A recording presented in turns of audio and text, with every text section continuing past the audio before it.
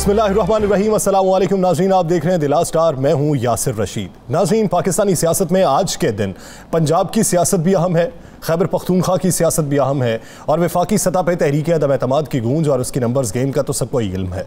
अगर पंजाब की सियासत की बात करें, वज़ीर आला पंजाब उस्मान खान बुज़दार का इस्तीफ़ा मंजूर हो गया। गवर्नर हाउस ने नोटिफिकेशन भी उसका जारी कर दिया। अब आइनी तरीक़ाकार के तहत जो कल इजलास बुलाया गया उससे कायदे ऐवान के हवाले से नई हिकमत अमली तरतीब दी जाएगी। ये तो है पंजाब की सियासत। अगर खैबर पख्तूनख्वा की बात करें तो खैबर पख्तूनख्वा में बल्दियाती इंतखाबात का जो पहला मरहला था वो पाकिस्तान तहरीक इंसाफ के हक में नहीं रहा था, लेकिन ऐसे वक्त में कि जब अपोजिशन ये क्लेम करती है कि पाकिस्तान तहरीक इंसाफ गैर मकबूल पार्टी बन चुकी है, तो ऐसे वक्त में भारी अक्सरियत हासिल करना दूसरे फेस में ये एक सवालिया निशान बनता है अपोजिशन के ऊपर कि अपोजिशन की कारकर्दगी ऐसे मौके पर क्या है। अगर वफाकी सतह पर बात की जाए, वफाक में तहरीक अदम एतमाद के हवाले से वज़ीर आज़म इमरान खान ने आज जो बयान दिया, वज़ीर आज़म इमरान खान का कहना था कि हमें धमकी दी गई। अब वो लोग जिन्होंने अचकन सिलवा रखी है वो हमें कहते हैं कि आपने अमेरिका को धमकी क्यों दी। हमसे ये सवाल पूछा गया कि आपने रूस का दौरा क्यों किया। वज़ीर आज़म आज भी उस बात पर कायम है कि बैरूनी साजिश हो रही है और पाकिस्तान में कुछ लोग उसके आला कार बने हुए हैं। अपोजिशन लीडर कौमी असम्बली जो मुतवक्के वज़ीर आज़म भी हैं, मुंतखब होंगे अपोजिशन के इत्तेहाद के बायस, वो ये कहते हैं कि आप समझते हैं कि 3 साल 3.5 साल आपने नाअहली से गुजार ली और अब जब आप घर जाने वाले हैं तो तब आप इल्ज़ाम लगा दें अपोजिशन पे कि ये गैर मुल्की कुव्वतों की ईमा पर तहरीक अदम एतमाद को लेकर आए हैं। बिलावल भुट्टो जरदारी भी ये समझते हैं कि इतवार के दिन वोटिंग होगी, कोई गैर जमहूरी अमल नहीं होना चाहिए। तो इस पूरे सिनेरियो पे बैक पे बातें क्या चल रही हैं और मंज़र हक़ाइक़ क्या है। वज़ीर आज़म पाकिस्तान तहरीक इंसाफ के चेयरमैन भी हैं इमरान खान साहब, उनकी जान को खतरा है। ये आज वफाकी वज़ीर इत्तलात फवाद चौधरी साहब ने ट्वीट के जरिए ये बात सामने लेके आए और उन्होंने कहा कि उनकी सिक्योरिटी को बढ़ा दिया गया है। इसी खतरे पे राना अजीम साहब ने कल रात क्या बात की थी वो जरा मुलाहिजा करें, फिर गुफ्तगू को आगे बढ़ाते हैं। अल्लाह ना करे ऐसा हो, अल्लाह ना करे ऐसा हो किसी के साथ भी, लेकिन इमरान खान की जान को बड़ा शदीद खतरा है। मैं जो आपसे बात कह रहा हूं, आप इस बात को नोट रखिएगा। राना अजीम साहब जो कल रात की खबर दे चुके थे उसकी आज निशानदेही हुई और उस पर तस्दीक मोहर सब्त की गई है वफाकी वज़ीर इत्तलात फवाद चौधरी साहब की जानिब से। अपोजिशन ये कहती है कि अल्लाह ना करे ऐसा हो, बनी गाला में उनको रखा जाए जब तक वोटिंग नहीं होती। पैनल को इंट्रोड्यूस करवाते हैं। सीनियर सहाफ़ी लाहौर स्टूडियो से हमारे साथ मौजूद है राना मोहम्मद अजीम साहब। इस्लामाबाद स्टूडियो से मैं ज्वाइन किया राव खालिद साहब ने और सहीलबाल भट्टी साहब ने। बहुत मशकूर हूँ आप लोगों का। राना साहब, सबसे पहले आपकी तरफ आऊँगा। तहरीक अदम एतमाद के हवाले से नंबर्स गेम, सारी बातें छोड़ दें, सबसे पहले बात करते हैं पंजाब की सियासत के हवाले से। पंजाब में आप जो चेंजेस देख रहे हैं वो चेंजेस क्या चौधरी परवेज़ इलाही साहब के हक में रहेंगी? बिस्मिल्लाहिर्रहमानिर्रहीम। अस्सलातु वस्सलामु अलैका या सय्यदी या रसूल अल्लाह, अस्सलातु वस्सलामु अलैका या सय्यदी या हबीब अल्लाह। देखें यासर, पंजाब के हवाले से बिल्कुल पंजाब की तब्दीली जो है ना, ये पूरी पाकिस्तान की सियासत पे बड़ी अहमियत रखती है और बड़े नक्श छोड़ती है। पूरे पाकिस्तान की सियासत पे इसके बड़े असरात होते हैं। और वज़ीर आज़म इमरान खान के साथियों की जो ज़्यादा तादाद छोड़ के गई है, उनका तल्लक भी पंजाब से है, जनूबी पंजाब से है, कुछ 1 या 2 सेंट्रल पंजाब से भी हैं। बाकी अगर यहाँ पर हुकूमत मजबूत होती, इनकी बेहतरीन, अगर इनका यहाँ पे वज़ीर आला होता तो शायद ये पोजीशन आज ना होती। अब पंजाब के अंदर चौधरी परवेज़ इलाही की नामजदगी के बाद तो मुबारकबादों का सिलसिला भी जारी था और ये कहा जा रहा था कि चौधरी परवेज़ इलाही बासानी इलेक्शन जीत जाएंगे। इस वक्त पंजाब के अंदर जो सूरत हाल है, अगर हम सूरत हाल को वोटों की गिनती के हिसाब से देखें, तादाद के हिसाब से देखें, तो चौधरी परवेज़ इलाही जो हैं उनके पास तादाद ज़्यादा है। अच्छा। अगर हम ग्रुपों के हिसाब से देखें तो मैं आपको वक्त से पहले बता देता हूँ कि जहांगीर तरीन ग्रुप जो है वो मुस्लिम लीग नून के साथ जाएगा और उस ग्रुप के सारे लोग नहीं जाएंगे। उस ग्रुप के 11 से 12 लोग मुस्लिम लीग नून के साथ जाएंगे, उम्मीदवार के साथ जाएंगे। अच्छा। अब्दुल अलीम खान जिनका दावा है कि उनके पास अच्छी खासी तादाद है, 5 से 7 लोग उनके पास हैं, जिनके मैं नाम भी बोल सकता हूँ, ये जाएंगे। जो हम ख्याल ग्रुप है वो चौधरी परवेज़ इलाही के साथ जाएगा। एक जेल में रखिए, आप छीना ग्रुप कहते हैं। उसमें से भी कुछ लोग जो हैं, मतलब जिस तरह पिंडी से जाजी खान हैं, वो कह चुके हैं कि वो चौधरी परवेज़ इलाही और इमरान खान के साथ खड़े होंगे। इसी तरह बाकी जगहों पे बाकी भी जो हैं वो होंगे। और कानूनी तौर पर और जो है ये जो ग्रुप पे अलहदा होंगे, अगर ये नहीं वोट देते तो ये इनके ख़िलाफ़ जो कानूनी कार्रवाई बनती है वो होगी। पंजाब और वफाक के अंदर कानून एक ही लागू होता है। पंजाब के अंदर ज़रा थोड़ा सा उसमें काम तेज़ होगा शायद वफाक की निस्बत, नंबर 1। नंबर 2, चौधरी परवेज़ इलाही के पास भी 7 वोट तो आ गए मुस्लिम लीग नून के जो मुनहरफ थे। 7 के बाद कल 2 अफराद ने अलहदा मुलाकात की। पंजाब में 5 आज़ाद थे, 2 उस तरफ चले गए, 3 जो है वो चौधरी परवेज़ इलाही की तरफ आ रहे हैं। अब जब जैसे ही हमजा शहबाज शरीफ की नामजदगी होती है पंजाब में कि हमजा शहबाज शरीफ वर्सेस चौधरी परवेज़ इलाही, अब वो पीटीआई का ग्रुप जो परवेज़ इलाही को बर्दाश्त नहीं कर रहा था कि जनाब पीटीआई से बाहर क्यों हो, तो अब वो इस उम्मीद से मुस्लिम लीग नून के साथ गए थे शायद अब्दुल अलीम खान उम्मीदवार हो जाएं। अगर अब्दुल अलीम खान नहीं उम्मीदवार होते तो शायद जहांगीर तरीन ग्रुप से कोई उम्मीदवार हो जाए। अब जब जहांगीर तरीन ग्रुप से भी कोई उम्मीदवार नहीं, अलीम खान भी उम्मीदवार नहीं, तो हमजा शहबाज उम्मीदवार है। तो ये बात तो मुस्लिम लीग नून के अंदर आपको पता है एक ऐसा ग्रुप भी मौजूद है जो पहले दिन से ये कहता था कि हमजा शहबाज जो है, ये क्या बात हुई कि ऊपर नवाज शहबाज शरीफ नीचे हमजा शहबाज, तो ये तो हमें कबूल नहीं है। क्या पूरे पंजाब में कोई एक भी ऐसा मुस्लिम लीग नून का और ऐसा नहीं है कि जिनको शरीफ खानदान से हट के टिकट दिए? साहब और अंसारी बरादरान की बात कर रहे हैं, अंसारी बरादरान से हट जाए ना। अब मैं बिल्कुल वो बात कह रहा हूँ, आपको इलेक्शन डे पे ये चीज़ें नज़र आ जाएंगी, बिल्कुल क्लियर नज़र आ जाएंगी आपको। देखिए एक बात, चौधरीयों का एक तल्लुक है, चौधरी बरादरान ने अपोजिशन के बहुत से लोगों को बहुत सी जगहों पे ओवराइज किया है। उनकी बरादरी, उनके दरे, उनके लोगों से किसी साथ तल्लुकात, उनका लोगों के साथ मिलना, उनकी टीम का आगे जोड़ तोड़ करना, ये बड़ी अहमियत रखता है और वो ये कर रहे हैं। कुछ नाम मेरे पास ऐसे हैं जिनकी मुलाकात आज भी हुई, हम किसी वजह से उन नामों को अनाउंस नहीं करते। लाहौर से तल्लुक रखने वाले 3 आप देख लीजिएगा एमपीए जो हैं उस दिन इलेक्शन डे में आपको नज़र आ जाएगा वो किस तरफ खड़े हैं। इसी तरह सेंटर पंजाब, जनूबी पंजाब से कौन किस तरह खड़ा है, किन के भरोसे किसने किस जगह मुलाकात की है, सारी चीज़ें क्लियर है।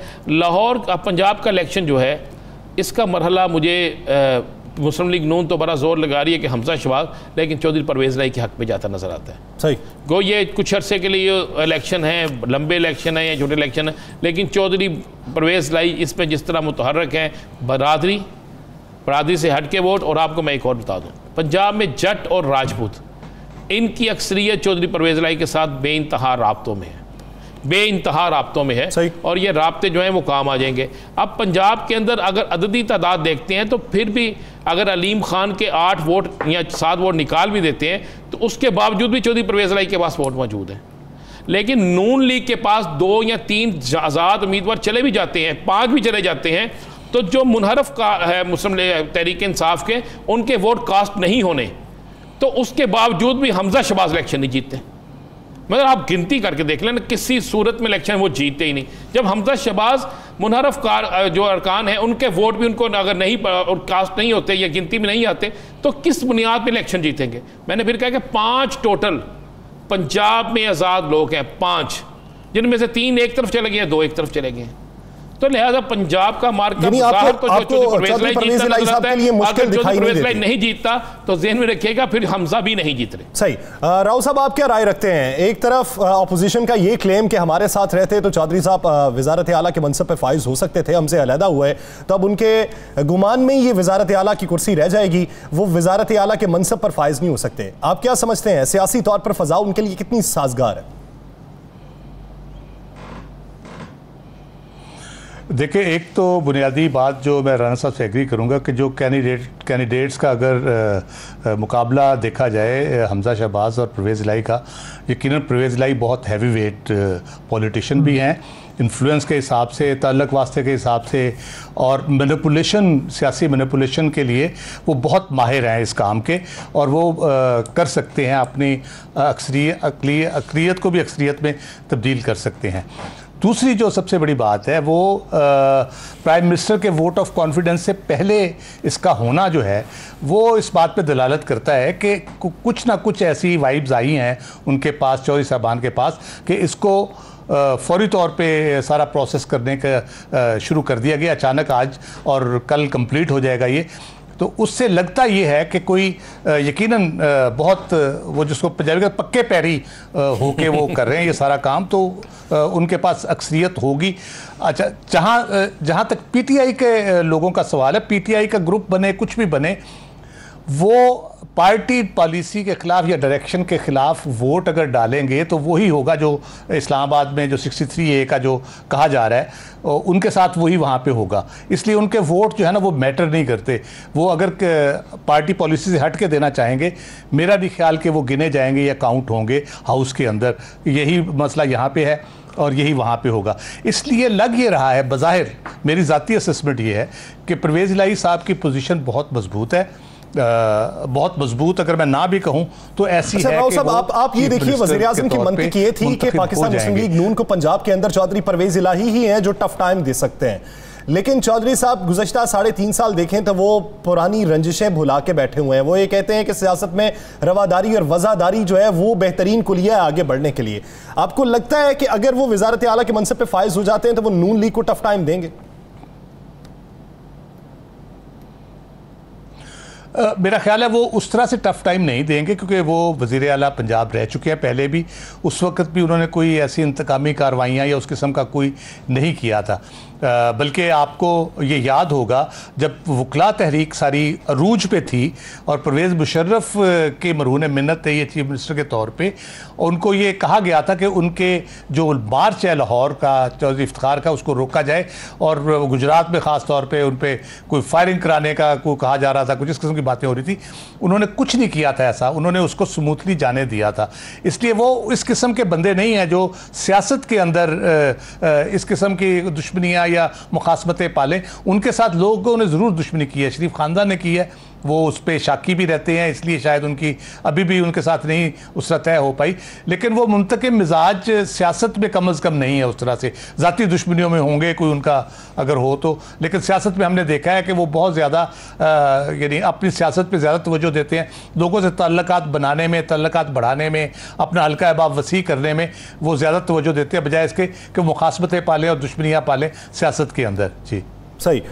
भट्टी साहब, आप क्या राय रखते हैं? आज शहबाज शरीफ साहब ने जब प्रेस कॉन्फ्रेंस की उसी बीच उन्हें एक फ़ोन कॉल आई। लोग ये राय रखते हैं कि वो फ़ोन कॉल जो है वो आसिफ अली जरदारी साहब की तरफ से हो सकती है, कि पंजाब की सियासत के ऊपर बात की गई है कि नॉमिनेट किसे किया जाएगा, तो उन्होंने जवाब दिया अपोजिशन इत्तेहाद से मिल के बात करेंगे। इसमें कितनी सदाकत है?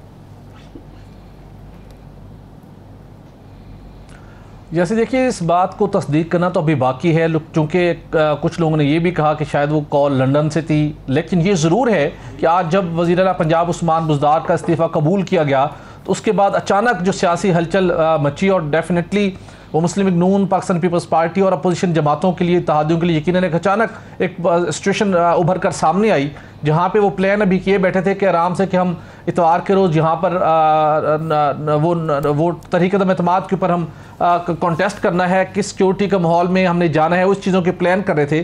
तो एक नई अचानक उनके लिए एक सिचुएशन उभर कर सामने आई। लेकिन मामला ये है जो पंजाब के अंदर अब होने जा रहा है, उस्मान बुज़दार साहब अब घर जा चुके हैं। ये वही उस्मान बुज़दार साहब है जिन्हें हटाने के लिए प्राइम मिनिस्टर इमरान खान के ऊपर 1 साल बाद ही, जब वो इक़्तिदार में आए थे, दबाव पड़ने का सिलसिला शुरू हुआ था। लेकिन वो डट कर खड़े रहे थे। उन्होंने कहा था वसीम अकरम प्लस है, उन्होंने हर मौके पर जाकर उन्हें उनकी हौसला अफजाई की और इमरान खान पीछे नहीं हटे। पार्टी के अंदर से भी आवाज़ें उठी, कबीना अरकान ने भी इस मामले को टेकअप किया, लेकिन वो नहीं हटे। फिर उसके बाद हमने देखा जब अपोजिशन ने तहरीक-ए-अदम एतमाद लाने का ऐलान किया, उस वक्त प्राइम मिनिस्टर ने जब ऊपर नीचे जलसे किए तो उनका एक ही अज़्म था कि वो घबराएंगे नहीं, किसी से ब्लैकमेल नहीं होंगे।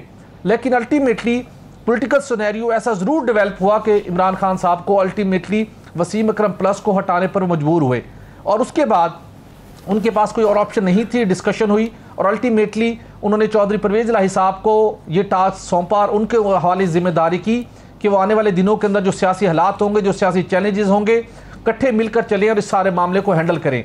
अब जो इस वक्त पंजाब के अंदर मैदान सजा हुआ है तो बड़ी क्रिटिकल पोजीशन है। सवाल ये है कि क्या वाकई चौधरी परवेज़ इलाही साहब इंतहाई आसानी के साथ ये वज़ारत आला का जो मैदान है वो मारने जा रहे हैं?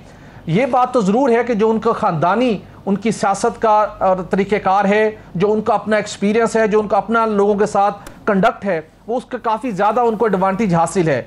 और उसके बाद चौधरी बरादान के बारे में ये मशहूर है, जितना वो सियासत के अंदर वो तजर्बा रखते हैं, सोच समझ कर चलते हैं, फूंक फूंक कर पाँव रखते हैं, बल्कि सियासी मैदान के अंदर किसी गीली जगह पर पाँव नहीं रखते। तो उन्होंने इतना बड़ा टास्क लिया, जबकि हकीकत उनके सामने थी कि पाकिस्तान पीपल्स पार्टी, मुस्लिम लीग नून और दीगर इत्तेहादी जमातें और बिलखसूस तरीन और अलीम खान ग्रुप का झुकाव किस तरफ है, तो उन्होंने ये जिम्मेदारी कबूल की। तो इस सिनेरियो के अंदर वो यकीनी तौर के ऊपर पूरे इत्मीनान दिखाई देते हैं, उनका पलड़ा भी भारी दिखाई दे रहा है। लेकिन इस सारे मामले के अंदर बड़ा इंपॉर्टेंट रोल होगा कि वो अलीम खान तरीन ग्रुप के लोगों को किस हद तक कैसे कन्विंस कर पाते हैं। लेकिन चौधरी परवेज लाई का पोजीशन जो अगर हम देखें, जितनी उनकी वर्किंग है, जिस तरह उन्होंने एफर्ट है, वो फेवरेट दिखाई दे रहे हैं। लेकिन कोई अपसेट भी हो सकता है, लेकिन अब मैदान तो सजेगा यकीनी तौर के ऊपर कुछ दिनों के बाद ही पता चलेगा। लेकिन मुस्लिम लीग नून के अंदर जिस तरह राना साहब ने कहा, हमजा शहबाज को अगर वो नॉमिनेट करते हैं, चूंकि अलीम खान के उनको नॉमिनेट करने के तो कोई ऑप्शन उनको दिखाई दे नहीं रही कानूनी और आईनी रुकावटों के लिहाज से, तो हमजा शहबाज को नॉमिनेट करते हैं तो यकीनन पार्टी के अंदर से भी बहुत ज्यादा रेजिस्टेंस है। यानी चौधरी परवेज इलाही साहब के सियासी कदकाठ के बराबर उनके मध्य मुकाबले उम्मीदवार दिखाई नहीं देता, इसलिए उनकी पोजीशन जरा मजबूत दिखाई देती है। अब विफाक की तरफ बढ़ते हैं, विफाक के मंजरनामे में बात करते हैं। राना साहब, 3 अप्रैल का मंजरनामा आप क्या देख रहे हैं? अगर वजीर दाखिला शेख रशीद साहब की कुछ दिनों पहले तक की, अगर मैं परसों की बात करूं तो वो फिर भी पुरुमीद थे कि कहीं नहीं जा रहा, खान यहीं पे है, कप्तान डट के खड़ा है। लेकिन आज जो वो गुफ्तगू करते हुए कहते हैं कि मुझे लगता है कि मेरी सियासत का आखिरी दिन है, पीर के दिन, लेकिन फिर सोचता हूं कि मैं अगर अलग हो गया तो लोग कहेंगे इमरान खान का साथ छोड़ दिया, इसलिए साथ खड़ा हूं। इसका मतलब ये कि उन्हें वाज़ेह इशारे दिखाई देते हैं कि हुकूमत घर जा रही है। आप क्या समझते हैं कि अगर हुकूमत घर चली गई तो आइंदा की प्लानिंग क्या है पीटीआई की? एक तो चीज़ ज़हन में रखिएगा कि आखिरी बॉल तक हमें इंतज़ार करना होगा कि हुकूमत जा रही है या नहीं जा रही। आज बिलावल भुट्टो जरदारी की जो प्रेस कॉन्फ्रेंस है, उस पर उनका चेहरे की घबराहट, उस पर उनका ये कह रहा कि जी मैं स्पीकर को भी कहता हूँ, मैं पाकिस्तान के अहमदारों को भी कहते हैं कि ये वक्त है आप सब न्यूट्रल हो जाएं, आप बिल्कुल गैर जानिबदार हो जाएं। भाई कल तक आप सबको गैर जानिबदार कह रहे थे, आज आपको दोबारा कहना पड़ रहा है, तो उसको आपको कहाँ से कोई बिना कैसी पड़ गई? फिर आप कह रहे हैं कुछ गैर जमहूरी होने जा रहा है। क्या गैर जमहूरी होने जा रहा है? आपको उसको क्लियर करना चाहिए था। यानी ये एक या खौफ, डर या किसी तरफ से आने वाला कोई पैगाम है जिसकी वजह से वो आज परेशान थे, आज उन्हें प्रेस कॉन्फ्रेंस करना पड़ी। उनके पास तो स्कोर पूरे हैं, और उनका ज़मीनी अगर हकाइक देखें, अगर हम ज़मीनी हकाइक, तो उसके मुताबिक तो वो तहरीक में इत्मीनान कामयाब है, उसके मुताबिक तो उनके वोट पूरे हैं, उसके मुताबिक तो वो आराम से अपना वज़ीर आज़म बना लेंगे, और वज़ीर आज़म बनाने के बाद वो अपना सारा काम सीधा कर लेंगे। लेकिन असल बात तो ये है यासर, मैं आपको एक दो सब चीज़ें अहम बता दूँ। अगर मैं कह रहा हूँ, अगर तहरीक अदम इत्मीनान कामयाब हो जाती है तो शहबाज शरीफ उसके 5 मिनट बाद तो वज़ीर आज़म की कुर्सी पे नहीं बैठ रहे, उसके बाद बाकायदा एक शेड्यूल होगा, वो शेड्यूल आएगा, शेड्यूल के बाद लोग इलेक्शन में आएंगे, इलेक्शन के बाद वो बाकायदा इलेक्शन होगा। तो उस वक़्त के लिए सदर ममलकत के पास इख्तियार होता है कि वो किसी को कहते हैं कि आप अमूर चलाने के लिए ये ज़िम्मेदारी अब आपके पास है। सदर ममलकत किसको कहते हैं, ये कौन चला सकता है, वो आइन में क्या गुंजाइश मौजूद है, एक तो वो देखना होगी। और दूसरा देखना हो गया क्या पीपल्स पार्टी मियाँ शहबाज शरीफ को फ्री हैंड दे रही है? अभी तक तो उन्होंने एक को वज़ीर दाखिला बना दिया और एक को बना दिया वज़ीर आज़म, तो स्पीकरशिप तो देंगे खुर्शीद शाह को। ये है कि ये तो डराने के लिए स्पीकरशिप तो खुर्शीद शाह के लिए रख रहे हैं, ताकि अगर किसी जगह शहबाज शरीफ साहब को खींचा जाए, किसी जगह शहबाज शरीफ साहब को रोकना हो और किसी जगह को रिकवर पैदा करनी हो, तो इनका अपना बंदा तो वहाँ पर मौजूद हो। पर तो अब मैं आपको बता दूँ कि वज़ीर आज़म क्या करने जाए। अगर अदम इत्मीनान कामयाब हो जाती है फिर भी, अगर अदम इत्मीनान नाकाम हो जाती है तो फिर भी, दोनों सूरतों में वज़ीर आज़म, इस वक्त वज़ीर आज़म है कप्तान इमरान खान जो है, वो एक बड़ी अच्छी कह सकते हैं बड़ी तेज़ तहरीक को दोबारा शुरू करेंगे। और इस तहरीक का आगाज़ जो है वो मुनहरफ अराकीन जो हैं, तहरीक इंसाफ के जो मुनहरफ अराकीन हैं, उनके हलकों में जलसों से किया जाएगा। यस, ये एक ऐसा प्रेशर होगा कि जिसके आगे मुनहरफ को खड़ा होना, फिर उस हलके से वो लोग जो पहले उनके खिलाफ करे थे, वो इस प्रेशर को देख के वज़ीर आज़म इमरान, तहरीक इंसाफ के चेयरमैन इमरान खान के साथ वो आइंदा की इलेक्शन कैंपेन इस तरीके से चलाएंगे। कैंपेन वो इस तरीके से चलाने लगे हैं कि पहले मरहले में मुनहरफ अरकान जो हैं उनके हलकों में जलसे किए जाएंगे, वहाँ पर रैलियाँ की जाएंगी, ताकि एक तासर जाए कि जो पार्टियों के साथ गद्दारी करता है, किसी भी पार्टी के साथ ये छोड़ के जाता है या मुनहरफ होता है या अपना वोट जो भी आप उसे कह सकते हैं, उसके हलके में उसका गिराव, उसके हलके में उसके ख़िलाफ़ तहरीक किस तरह चलेगी, वहाँ से ये मूवमेंट शुरू की जाएगी। उसके बाद वो इत्तेहादी जो इन्हें मौके पे बगैर किसी वजह के छोड़ के चले गए हैं, फिर उनके हेड क्वार्टर्स जो होंगे ना, उनके मेन जो शहर होंगे, वहाँ पर तहरीक का आगाज़ किया जाएगा। देखें KPK के अंदर इमरान खान को दूसरे मरहले में मिलने वाली फतह, और ख़ास करके उन इलाकों से फतह जो मुस्लिम लीग का घर कहलाते थे, जिस पर मुस्लिम लीग नून का दावा होता था कि यहाँ पे हम क्लीन स्वीप करेंगे, वहाँ से PTI का जीतना, और उसके बाद PTI अगर किसी जगह से हारी है तो तमाम उन नशिस्तों पर आप देख लें जहाँ पे वो हारे हैं, किसी जगह भी 1 से 1,500 से ज़्यादा वोटों का मार्जिन नहीं है। तो ओवरऑल PTI का वहाँ पे पोजीशन बेहतर होने के बाद KPK के हवाले से तो इमरान खान काफ़ी हद तक मुतमिन है। अब वो कोशिश शुरू करने लगे हैं कि हमने तहरीक को मुनहरफ अरकान के हलकों से, और वो हमारे इत्तेहादी जो हमें छोड़ के चले गए हैं, उनके मेन जो उनके हलके होंगे या मेन जो उनके शहर होंगे, वहाँ पर बड़े जलसे करके उनको टफ टाइम पहले देंगे, उसके बाद दूसरी तरफ आएंगे। ये इस तहरीक अदम एतमाद कामयाब हो या नाकाम हो, दोनों सूरतों में कप्तान ये करने जा रहे हैं। राव साहब, आप क्या समझते हैं, वज़ीर आज़म क्या सोच रहे हैं? मेरे ख्याल में वज़ीर आज़म ये सोच रहे हैं अपने साथियों के बारे में कि किस मकाम पे सूझी तुझे बिछड़ने की, कि अब तो जाके कहीं दिन संवरने वाले थे। 3.5 साल का अरसा मुश्किल गुजारा, उसके बाद उन्हें ये लगा कि हमारी खारजा पॉलिसी भी सेट हो गई है, मुआशी तौर पर हम मुस्तकम हो रहे हैं, और अब जाके साथी बिखर गए। आइंदा की प्लानिंग आपको क्या लगती है? और वो जो पिछले दिनों पॉजिटिव इंटरवेंशन की बातें हो रही थी, दोनों फरीकैन को समझाने की बातें हो रही थी, उसका कोई नतीजा नहीं निकला? देखिए, आपने शेर पढ़ा, एक शेर मैं भी पढ़ देता हूँ। उस हस्बे हाल के खुदगर्जियों की शहर में ऐसी चली हवा, कुछ सोच कर सलीब से ईसा उतर गया। यानी इस किस्म की कह ले कि लोग खुदगर्जी का शिकार मैं पहले कुछ सख्त पढ़ने वाला था। डॉक्टर मजरूल हक साहब का शेर है कि सोच में हूँ सभी इस बार कहाँ जाएंगे, आस्तीन झाड़ दी तो यार कहाँ जाएंगे। मैं इसलिए बैकफिट में आके मैं जरा सॉफ्ट इमेज पे रहा हूँ।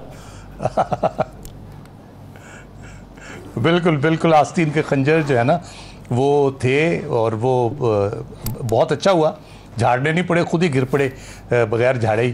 तो ये होती है, सिचुएशंस पैदा होती है, पॉलिटिकल सिचुएशन पाकिस्तान में, और कॉन्स्पिरेसी थ्योरीज जो चलती हैं, और जो एक अमेरिका का कहा जा रहा है या जो भी मुल्क है, तो वो ऑब्वियसली एक अमेरिका की तो हिस्ट्री है पूरी एक, उसमें अगर कोई ना भी होता ख़त, तब भी लोग यकीन कर लेते कि अमेरिकन तो इसी तरह से ऑपरेट करते हैं, जो मुल्क उनके इंटरेस्ट के मुताबिक नहीं चल रहा होता।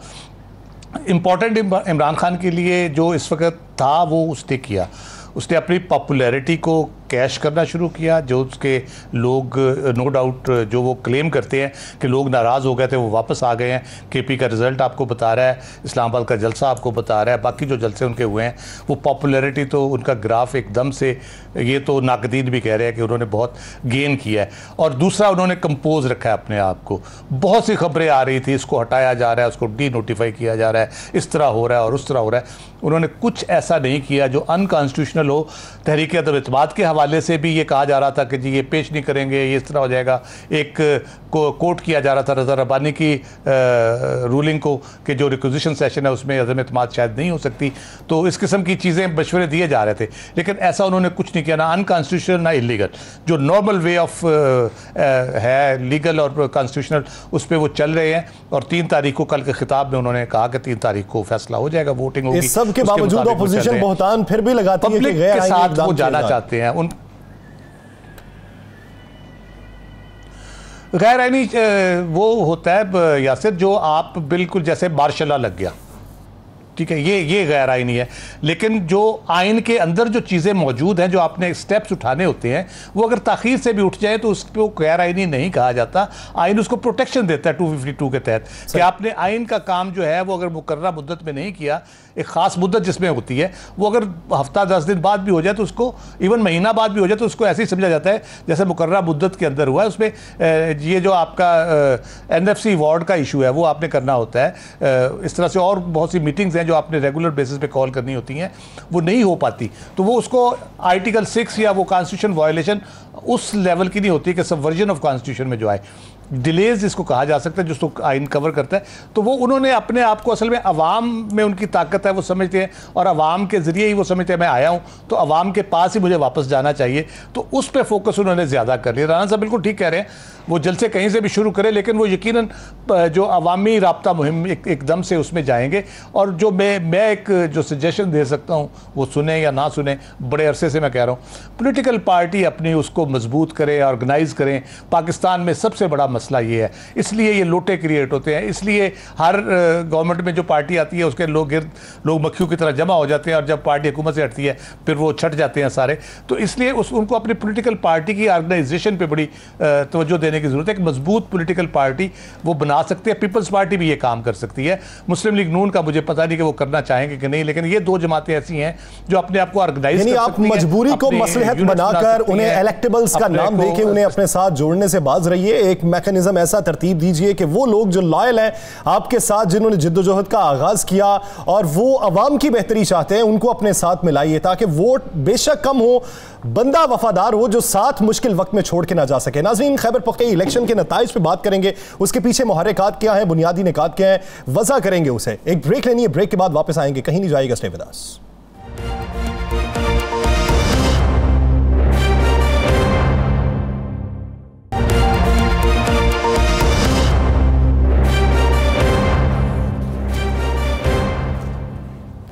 ब्रेक के बाद एक बार फिर से खुशामदीद। नाज़रीन, खैबर पख्तूनख्वा के बल्दियाती इलेक्शन का पहला मरहला हुआ, जिसमें जमीयत उलमा इस्लाम फे ने मैदान मारा और पाकिस्तान तहरीके इंसाफ की जो बरतरी थी उसको कम किया। बातें गर्दिश करना शुरू हुई कि पाकिस्तान तहरीके इंसाफ गैर मकबूल जमात हो चुकी है, अवाम का उससे एतमाद उठ चुका है, इनके अंदर बंटवारा हो चुका है, जिसके असरात इन्हें इस नतीजे में देखने को मिले।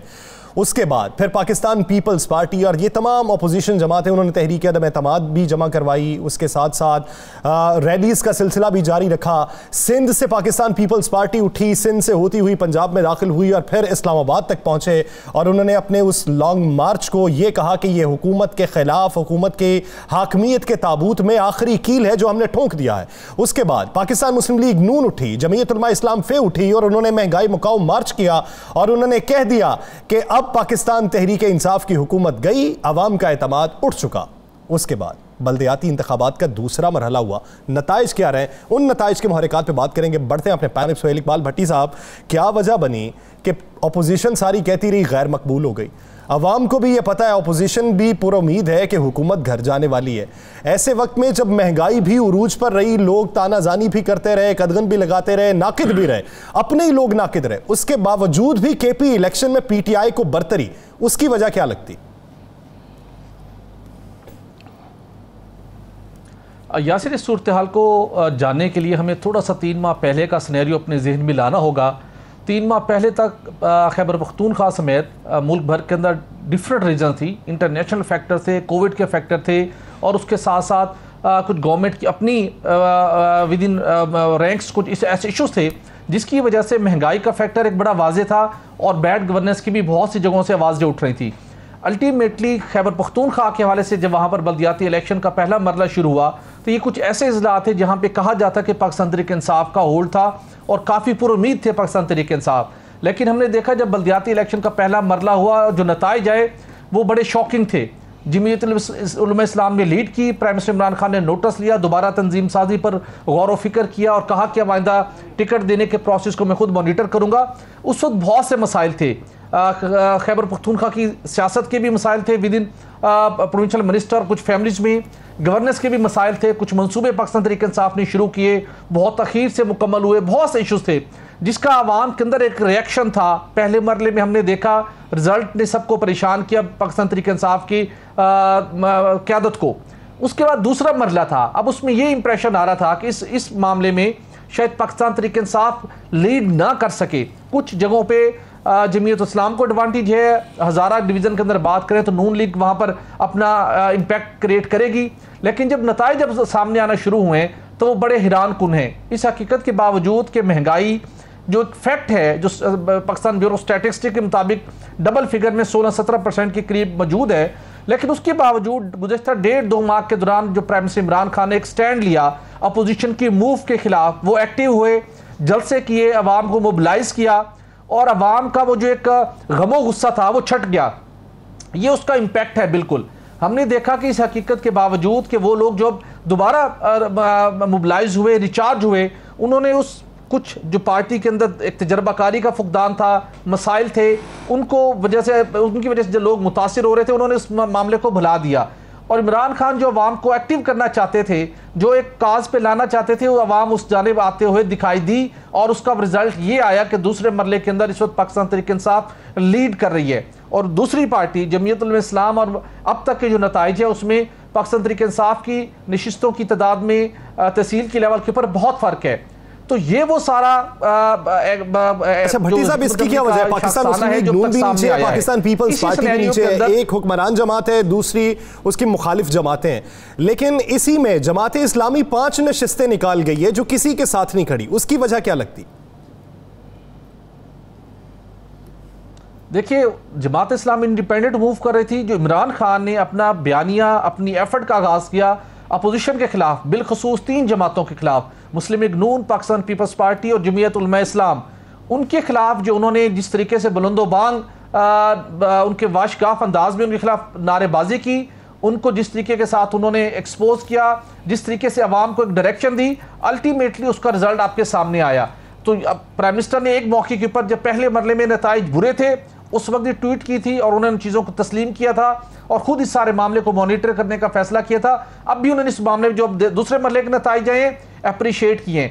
अब वो मामला, जब हमने इसी प्रोग्राम के अंदर बात की थी कि जो पहले मरले के नताइज थे कि जब पंजाब में आपने बल्दियाती इंतखाबात करवाने हैं तो बहुत बुरी सूरत हाल होगी, महंगाई का फैक्टर था, पार्टी के अंदर की जो अंदर एक फ्रैक्शन थी वो भी मामला थे, कुछ बैड गवर्नेंस के भी मामला थे। लेकिन अल्टीमेटली अब ये मामला आपको मानना होगा, अपोजिशन के बयानी के बावजूद, महंगाई मार्च के बावजूद, अवाम ने, इमरान खान ने जो एक बयानिया दिया, जो लोगों को सेंसिटाइज किया, वो उनकी चीज क्लिक कर गई है।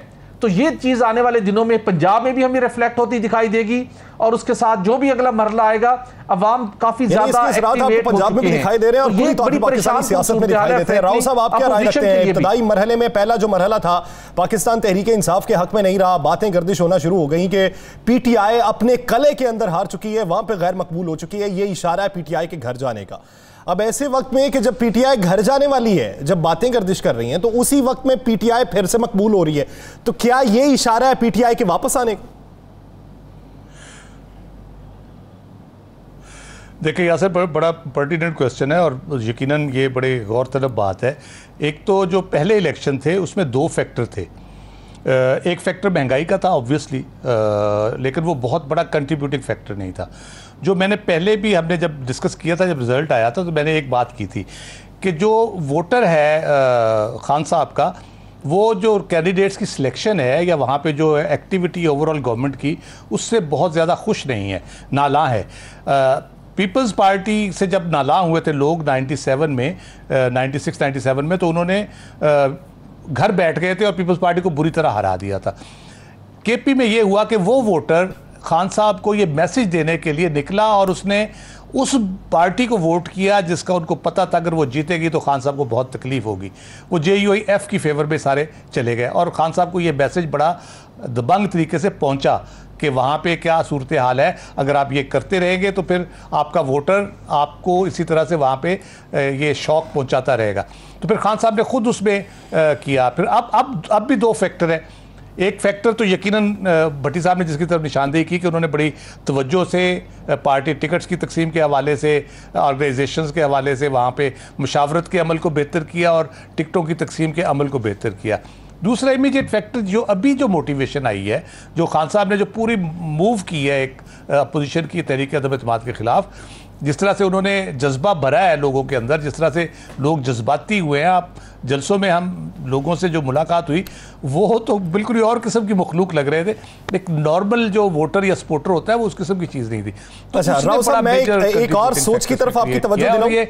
बहुत से लोगों की राय ये है कि खान साहब ने सोच लिया है कि अब मैंने घर जाना है, मैंने उन लोगों की निशानदेही करनी है कि जो मुश्किल वक्त में मेरा साथ छोड़ जाते हैं, वो जा रहे हैं अब घर जाएंगे मुकम्मल प्लानिंग के साथ, फिर ऐसे मजबूत होके आएंगे कि ऑपोजिशन बाद में कभी उठ नहीं सकेगी।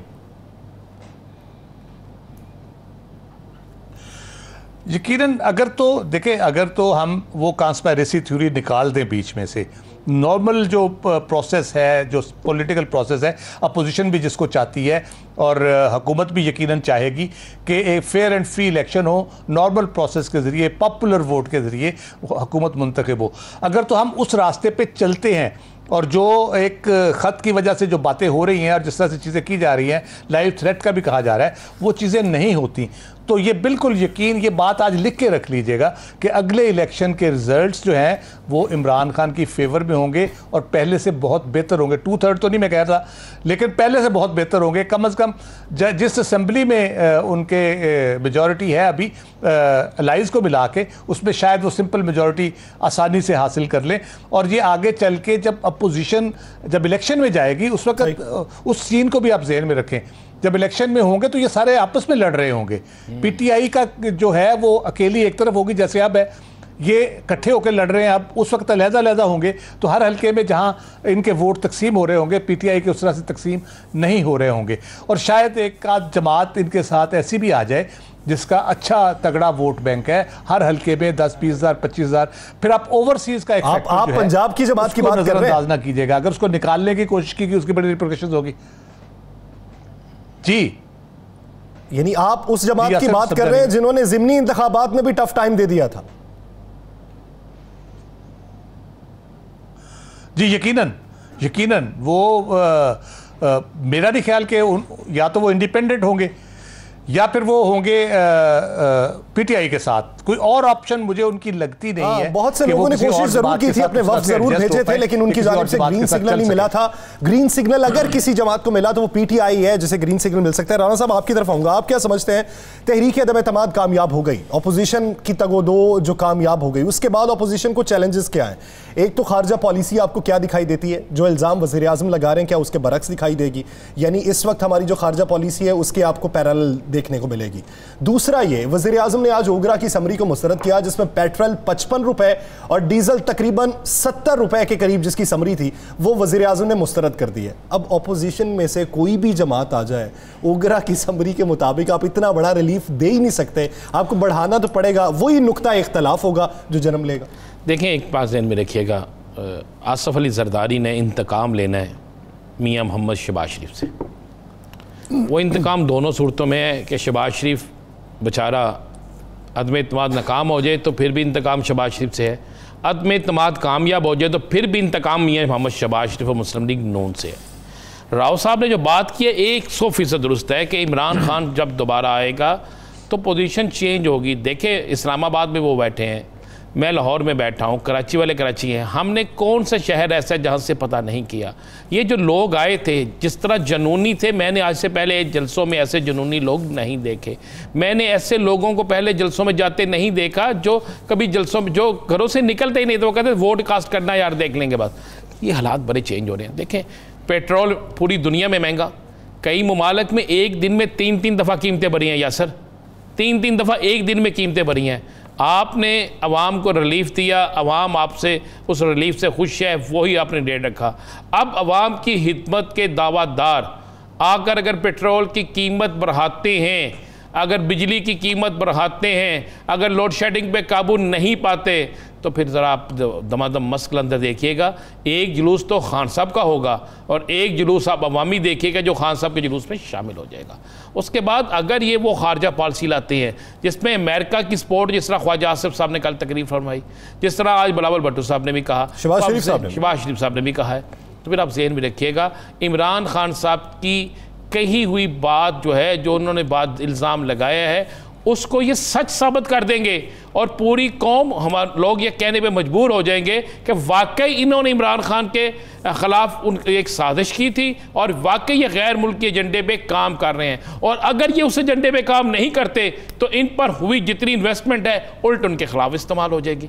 ये बेचारे तो ऐसे फंस गए हैं दोनों, ये पीपल्स पार्टी और मुस्लिम लीग नून, खासकर मुस्लिम लीग नून, कि उन्हें समझ नहीं आ रही। वो जो खुशियाँ में जा रहे थे, अक्सर ये फैसलों की आधे हिस्सा पढ़ लेते हैं, पहला पेज पढ़ लेते हैं, आगे जाके नहीं तफसीर पढ़ते, तो ये इस तरह ही होगा। देखिए, मैं बतौर अगर एक सियासी कारकुन सोचूं तो इमरान खान साहब को इस वक्त अवाम में चले जाना चाहिए। इससे बेहतर टाइम है ही कोई नहीं। या सर, रमजान शरीफ, सख्त गर्मी, लोड शेडिंग, पेट्रोल की कीमतों में इजाफा, बिजली की कीमतों में इजाफा, आने वाले दिनों में नए से नए चैलेंज, ये सारी चीज़ें किस ना करेगी? पीपल्स पार्टी जानबूझ के कोई अहम ओहदा नहीं लेगी कि जो अवामी ओहदा हो, ताकि वो गालियाँ नहीं खाना चाहते। उन्हें पता है जरदारी साहब बड़े समझदार हैं, जरदारी साहब स्पीकरशिप ले लेंगे, वो अवामी ओहदा नहीं है, वो मियाँ शहबाज शरीफ को काबू करने के लिए। ये शहबाज देखें, आइंदा फॉरेन मिनिस्ट्री भी नहीं लेंगे, नहीं लेंगे जी। आइंदा इलेक्शन किसका है? आइंदा इलेक्शन पीपल्स पार्टी कहती है हमने नून लीग के खिलाफ लड़ना है, एमकेएम कहती है हमने पीपल्स पार्टी के खिलाफ लड़ना है, और पीएमएलएन कहती है हमने पीटीआई के। अब जब इन्होंने एक दूसरे को गालियां भी निकालनी है, एक दूसरे पर इल्ज़ाम भी लगाने हैं, एक दूसरे को दोबारा चोर डाकू भी कहना है, एक दूसरे की हुकूमत को नाकाम भी कहना है। आप पीपल्स पार्टी कहती है कि बिलावल भुट्टो जरदारी 2023 में या आइंदा जब भी इलेक्शन होंगे वज़ीर आज़म से नीचे कंप्रोमाइज़ नहीं। शहबाज शरीफ वज़ीर आज़म बनने के लिए तैयार है, मियाँ नवाज शरीफ साहब कहते हैं कि हमको ऐसा काम करें कि मेरी बेटी की नहली ख़त्म हो, मुझे बनाए ना बनाए, मरियम साहिबा को बना दें। हमजा बेचारा उधर अलहदा तैयार बैठा हुआ है। तो ये इन सारे हालात में इन्होंने आपस में दस्तों के बाँ होना है, तो उस पर फ़ायदा किसको होगा? इमरान खान को। फिर इमरान खान कहेगा देख लें, मुझे हटाने के लिए इकट्ठे थे, अब ये लहदा हो गए हैं, शिकार करने के लिए इकट्ठे थे, शिकार खाने पे इनका आपस में झगड़ा हो गया। तो ये सारी चीज़ें तो चलेंगी यासर, और जब ये चलेंगी तो इसका फ़ायदा किसको होगा? इमरान खान को होगा। आज आम आदमी जो है वो हम दूसरी पाकिस्तान की एक साइकी है। एक तो आज आम आदमी कह रहा है कि इमरान खान के साथ ज़्यादती हो रही है, दूसरी एक साइकी है कि आपने 40 रुपये कीमत बढ़ाई, अगले ने आके आपसे 3 रुपये ज़्यादा कीमत बढ़ाई, तो आपके 40 रुपये भूल जाएंगे जो उसने 3 रुपये ज़्यादा बढ़ाए, उस पर लोग गालियाँ निकालेंगे। तो मैं तो समझता हूँ कि अपोजिशन ने इमरान खान पे एहसान किया है, और इमरान खान जो अगले 1.5 साल में जो उनके खिलाफ साजिशें या उनके खिलाफ जो होना था इंतकामी तौर पे कह लें या दूसरा कह लें, उसमें और होना था। और एक चीज़ मैं बिल्कुल क्लियर कह दूँ, जो एक अपोजिशन की तरफ से तासर जा रहा है ना कि इमरान खान के ख़िलाफ़ शायद कुछ अदारे कुछ करेंगे, तो ऐसा नहीं होता। इमरान खान ने एक ऐसी गेम खेल दी है, अब उनके खिलाफ अगर किसी जगह कुछ होने लगेगा यानी आप तो लोग कहेंगे कि सारे कहेंगे कि सब जो है वो इमरान खान को हटाने के लिए मुतहरक थे, और कोई भी अब अपने गले पे ये छुरी नहीं चलवाना चाहेगा कि इमरान खान की चीज़ें हमारे खाते में। यानी आप ये समझते हैं कि बिसात कप्तान की फैलाई हुई थी और इसी बिसात पे कप्तान ने अपनी चाल चली है और कप्तान कामयाब भी रहे हैं उसमें। अवाम में जाएंगे तो मजीद पजीराई उन्हें मिलेगी। नाज़रीन, इसी सियासी मजीद भी बात करेंगे, लेकिन एक ब्रेक लेनी है, ब्रेक के बाद वापस आएंगे तो गुफ्तगू को यहीं से कंटिन्यू करेंगे। Stay with us.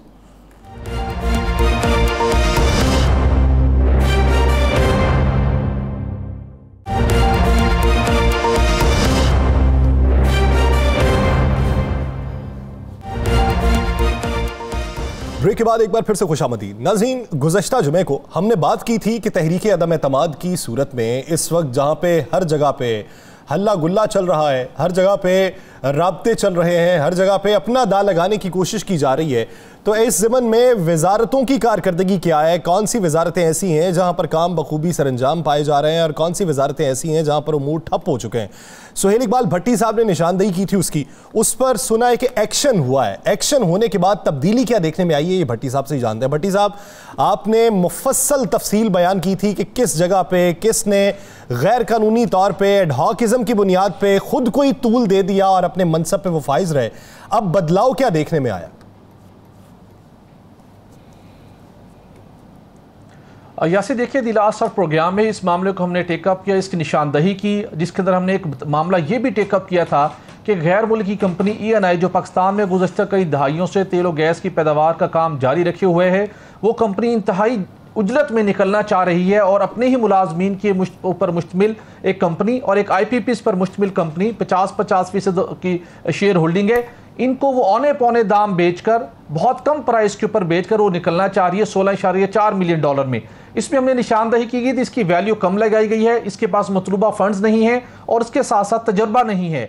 ये मामला और उसके साथ वफाकी काबीना की मंजूरी लिए बगैर वजारत पेट्रोलियम डिवीजन खुद इस मामले की अप्रूवल देकर सारे मामले को क्लोज करना चाह रहा है, क्योंकि FBR ने सिर्फ 39 करोड़ रुपए वसूल करके NOC भी जारी कर दी है। अब हमने दस्तावेज की रोशनी में जिस पर डेवलपमेंट हुई है, जब हमने द लास्ट आवर में ये प्रोग्राम टेकअप किया, पेट्रोलियम डिवीजन का एक विंग है DG पेट्रोलियम कंसेशन, उसके डिप्टी डायरेक्टर हैं इनामुल्लाह, उन्होंने पूरा एक लेटर तहरीर किया, सारे इस मामले की जांच पड़ताल की और इस बात को उन्होंने साबित कर दिया है कि जो फाइनेंशियल ऑडिट हैं prime international oil and gas company के जो सारी एसेट्स एक्वायर करने जा रही है, मार्च 2021 में उसके साथ बाज़ाब्ता मुआहदा हुआ था, हतमी मुंतकिली का अमल जारी है, उसके अकाउंट में 16.4 बिलियन डॉलर की रकम ही नहीं है। उसके साथ एक और इंकशाफ हुआ है कि अगरचे के 39 करोड़ रुपए ये एफपीआर को जमा कराकर एक एनओसी ले चुके हैं, लेकिन 19 करोड़ रुपए का एक डिस्प्यूट सिंध हाई कोर्ट में पेंडिंग है। उसको कौन अदा करेगा, ये एक बहुत बड़ा सवाल है। और उसके बाद उन्होंने ये कहा है कि इस मामले को पेट्रोलियम डिवीजन अप्रूवल नहीं दे सकता, बल्कि ये एक समरी बननी चाहिए और समरी बनकर ये जाएगी वफाकी काबीना के पास, क्योंकि फेडरल गवर्नमेंट ने सारे मामले को देखना है, इसकी प्रॉपर ड्यू डिलिजेंस होनी है। हमने ये कहा था कि इसकी किसी इंटरनेशनल कंपनी से इसकी जब सारा इसकी वैल्यू का असेसमेंट करवाई जाए तो हम इसे 39 करोड़ रुपए की बजाय अरबों रुपए का इसका टैक्स रेवेन्यू हम जमा कर सकते हैं। और उसके साथ साथ हमारी कंपनियां भी, OGDCL है, PPL है, सरकारी कंपनियां हैं, वो इस प्रोसेस में शिरकत करके इस एसेट्स को, जो कि स्ट्रेटजिक एसेट कंसीडर होता है, एक्वायर कर सकती हैं। उन्होंने अब इस चीज को भी वाजे कर दिया है कि इनके पास पैसे नहीं है अकाउंट में, सलाहियत इनकी टेक्निकली वैसे बहुत क्वेश्चन, उसके ऊपर क्वेश्चन उठ रहे हैं, और उसके साथ मामला कबीना में जाना चाहिए। और उसके साथ साथ उन्होंने कहा है कि अगर फिर भी कबीना में भी हमने अप्रूवल देनी है तो एक वो कंपनी जो IPP से जो पावर बिजली की पैदावार का काम करती है, क्या PIOGCL के जो 50% शेयर होल्डर के लिए जो दूसरी कंपनी है, वो इसकी जो वर्क कमिटमेंट है, जो फाइनेंशियल ऑब्लिगेशन है, अगर वो पूरा करने में नाकाम हो जाती है तो वो IPP अपनी कमिटमेंट दे कि वो गैर मशरूत तौर के ऊपर तमाम वर्क कमिटमेंट भी पूरी करेगा, फाइनेंशियल ऑब्लिगेशन को भी मीट करेगा।